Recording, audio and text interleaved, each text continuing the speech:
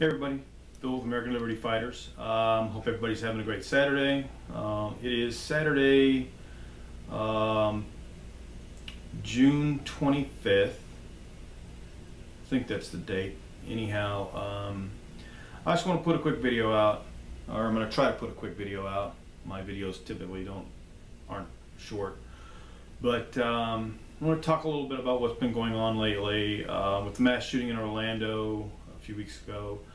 And how ignorant our representatives in Congress look by doing a staged sit-in on the House floor this past Wednesday, trying to somehow make it into a political deal about gun control again, about gun laws.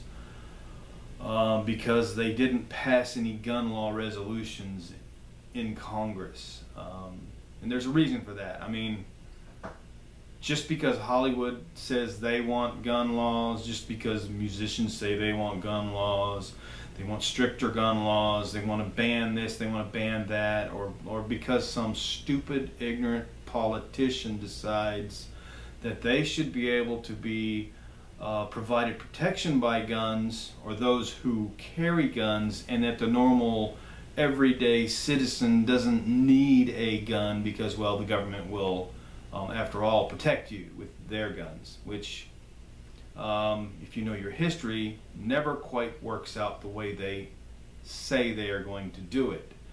So for me, it's all about my right, not my right given by my government, but my God-given right to protect myself, my family, and my property. And if you strip me of my Second Amendment rights, you take away my right to my own self-protection. I shouldn't have to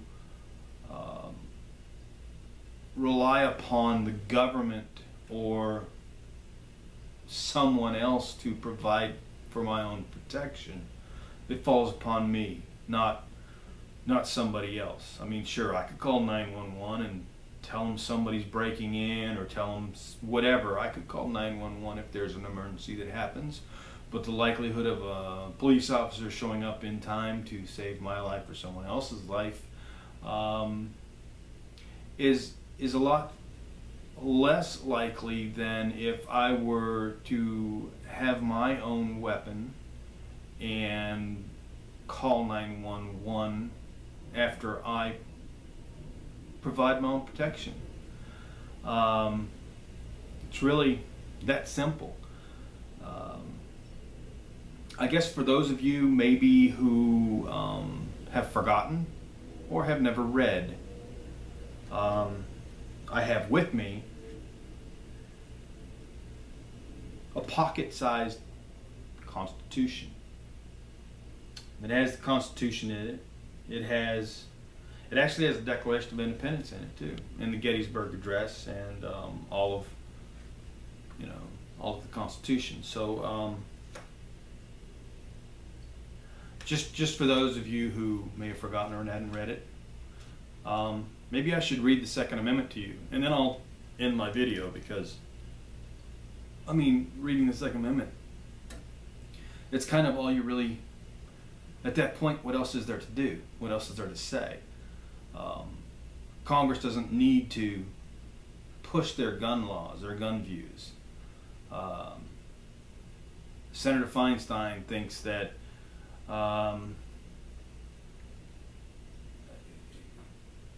more restrictive gun laws are going to help. Congresswoman Pelosi thinks the same thing, and evidently that whatever Congressman Rangel, I believe, thinks that, well, they should have weapons and we should not. I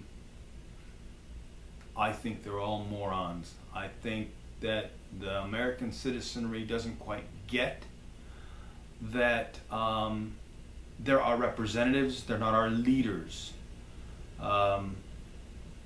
They work for us. They're not supposed to rule over us. They're supposed to represent us, and they're not doing a very good job of it. So, without further ado, I'd like to read the Second Amendment. Amendment 2, ratified December 15th of 1791. And all it says is, a well-regulated militia, being necessary to the security of a free state, the right of the people to keep and bear arms shall not be infringed. Now, I've had conversations with people that say, when they're stating a well-regulated militia, that gives the government some power over regulation, which, I mean, if you really think of it, a well-regulated militia, that would kind of mean maybe well-organized, well-trained, not the government can regulate what you can and cannot have at that point. Being necessary to the security of a free state. Basically, I interpret that to say that if we're armed, it's necessary for us to be armed in order to maintain our freedom. The right of the people to keep and bear arms, well, shall not be infringed. We have the right. The government states here that they understand that we have that right. They're not going to infringe upon it. Well, they've infringed and infringed and infringed. I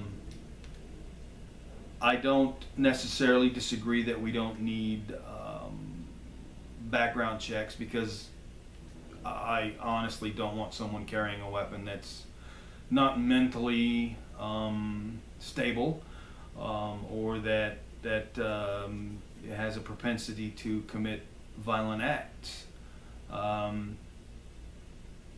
But I also don't think that my right to secure myself or provide protection for myself should be infringed upon at that point. I have every right, and I have every intention of exercising my rights. So I don't know if anybody else happens to think the same way I do, has the same definition of what the Second Amendment actually means. There are some people who say that there should be regulation, that the government should have the capability of regulating, and to me that means that, I mean, at the same time they're saying they believe the government has the right to do that, and then they come back with they also believe in the Constitution. I think that is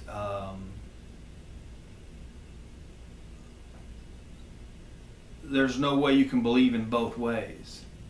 So the background check won't infringe upon my rights.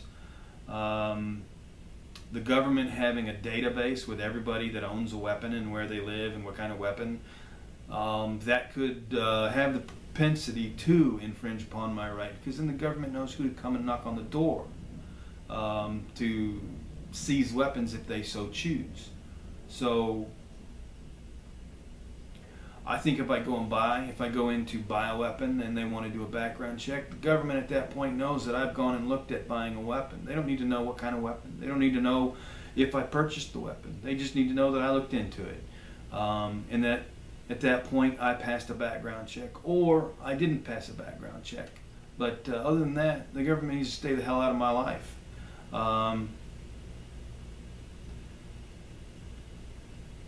Anybody who disagrees, I guess, that's your right to disagree. However, I think we all need to be very careful in what we accept as the government's right and what we accept as our right as defined by the government. A lot of people, I think, are under a misguided, misinformed interpretation of government rights and citizen rights. Anyhow, that's my 2 cents on the whole ordeal. So if you haven't yet and you're watching my video for the first time, or you come to my channel for the first time, please definitely subscribe. If I've said anything that's that you've liked, that you've agreed with. Give me a like, give me a thumbs up, leave a comment down below. Let me know what you think. I am definitely not opposed to civil debate. I, however, will not argue with, I won't have an argument with a moron. I won't have an unintelligent conversation with someone who's bent on their view. So I guess with that said, hope everybody has a great weekend, and I hope to put out another video shortly. Maybe I'll read a little bit more out of our Constitution, because it seems like not enough people are reading it, and maybe they don't like to read and they just want to hear it. So maybe next time I'll read something, maybe I'll read the Declaration of Independence. Maybe then we can kind of figure and remember why our founders decided to declare their independence and then to fight for their independence. Anyhow, thank you very much for listening. Have a great weekend. Thanks. And I'll talk to you again soon. Bye.